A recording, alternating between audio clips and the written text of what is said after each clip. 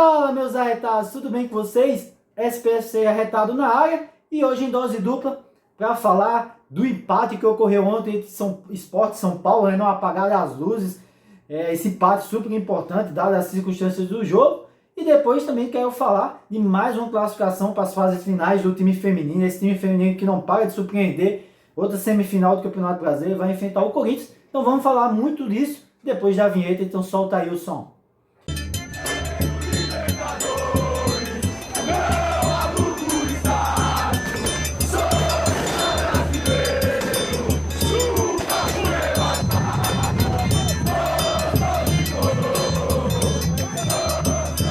Iniciando o vídeo, começamos a falar do jogo do Sport. Como eu falei, um jogo bem complicado. São Paulo entra com um time totalmente desconfigurado e assim, talvez quando eu fosse pensasse fazer o vídeo, assim como alguns colegas aqui de YouTube ou da mídia, viesse para uma análise que o São Paulo não jogasse bem, que aquela empolgação do Crespo, talvez de um técnico novo, talvez tivesse passar, e eu acho que alguns torcedores são paulistas estejam pensando isso, mas a grande verdade é que, tirando o jogo ali do Atlético Nacional, que realmente São Paulo jogou ruim, né? Jogou mal, foi um jogo assim, em condições normais que eu considero que o São Paulo, sob a direção do Crespo, jogou mal, porque na eliminação da Copa do Brasil teve a falha do Rafael, todo aquele histórico, e nesse jogo de hoje teve um time totalmente desconfigurado. Só para você ter noção, teve jogadores que nunca tinham jogado, que foi o caso do jovem goleiro, entre aspas, Yang, que entregou o primeiro gol. Então o São Paulo vem com esse time e sofre diante disso. Levar um gol logo no início do primeiro tempo, levar um gol logo no início do segundo tempo, o que influenciou muito na partida. Ponto importante de se analisar é que o São Paulo entra com esse time em detrimento à Libertadores. Quem me acompanha aqui, eu falei e acho até que concordei com a postura do Crespo de focar no brasileiro. Obviamente, depois desses pontos ter ganhado, depois de sair da Copa do Brasil, mudou-se, né, o foco. Se isso vai dar certo, se isso vai ter algum resultado, a gente vai ver na terça-feira, quando o São Paulo decida aqui no Morumbi contra o Atlético Nacional. A questão é que o São Paulo, não vencendo hoje, ele perde uma oportunidade, não vencendo ontem, não perde uma oportunidade importante de estar no G6. Então, abdica de estar praticamente ali no G6 para tentar o foco e ganhar na Libertadores. É o que a gente vai ver terça-feira. Sobre o jogo, como eu falei, leva um gol logo no início, e aí fazer uma análise do Yang. É interessante você falar um jovem de 23 anos, né? Um cara que já com 23 anos já não é tão jovem no futebol, mas é praticamente a primeira partida ali, se não ser a segunda. Então falta um pouco de experiência. Muito em função da direção, da comissão que estava lá e que tinha deixado o Jandrei como reserva. Assume agora praticamente essa reserva com a saída do Jandrei, mas logo no início, que é o que se diz em qualquer coisa nova que você vai fazer, experiência de trabalho, ambiente novo, é você ter prudência. O Yang não foi prudente, quis sair jogando, falha. Se isso vai influenciar a carreira dele e aí no São Paulo como reserva, a gente vai ver no início. Mas o importante de se analisar é isso, é a experiência de jogo. Experiência do jogo também, que ao longo do jogo, e eu comentando com alguns amigos, a gente falou do Mike, do lateral, que jogou ontem, teve outra oportunidade, fez o gol no final, mas na minha visão não veio bem. E há aquele Mike, né, que criava no sub-20 ali, na base ali, que tinha muita força. No profissional o jogo é diferente. Levou um vareio ali de um cara que nem é tão conhecido, acho que é Léo Pereira.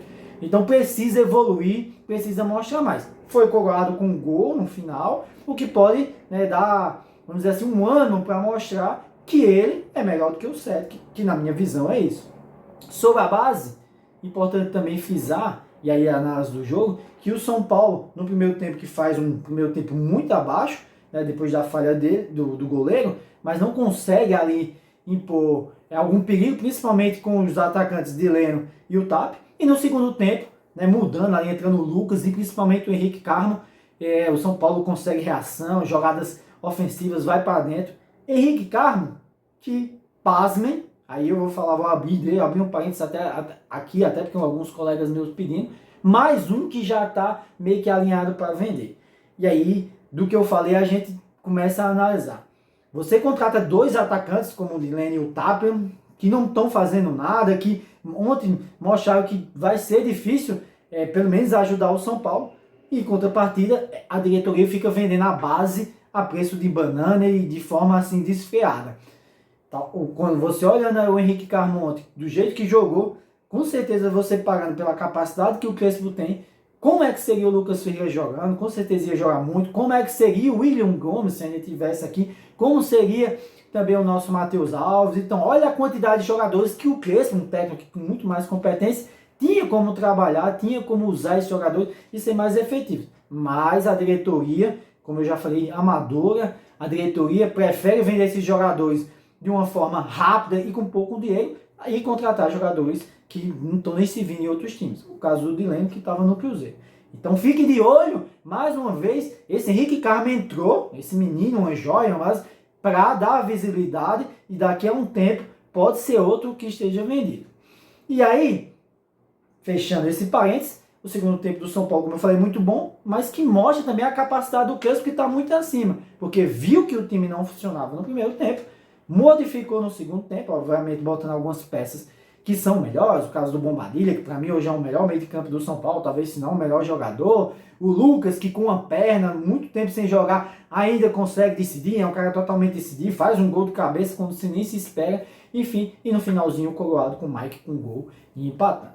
Um ponto São Paulo importante, como eu disse, não dá para não deixar de pensar que a vitória levaria ao G6, que talvez utilizando um time mais consistente poderia vencer, porque o Sport é fraco, mantendo o G6, mas o São Paulo preferiu focar na Libertadores, então é esperar para terça-feira. Beleza? Então é isso sobre o masculino. E aí vamos para o feminino. Mais uma semifinal.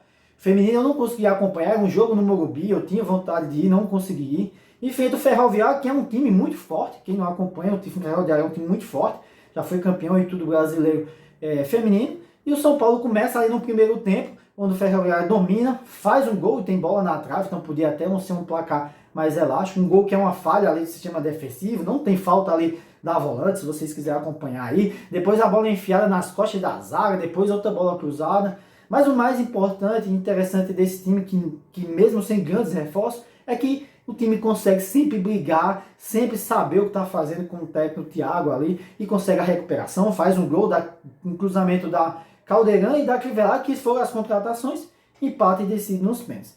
Importante isso, chegar na semifinal, agora em frente ao Corinthians, para mim é a final antecipada, por mais que o Cruzeiro, que tenha mudado, né, a forma do Brasileirão, porque o Cruzeiro é o time a ser batido, o Corinthians está caindo, mas eu acho que se o São Paulo passa pelo Corinthians, chega com mais experiência e com chances de ganhar esse título na final. A outra semifinal, se eu não me engano, hoje foi decidida Palmeiras e Cruzeiro. Então vamos torcer para essas meninas, que vale salientar aqui também, perder um grande reforço durante a temporada. A Dudinha, jogadora já conhecida até internacionalmente, foi vendida, então o que mostra ainda mais o poder desse time feminino e a dedicação.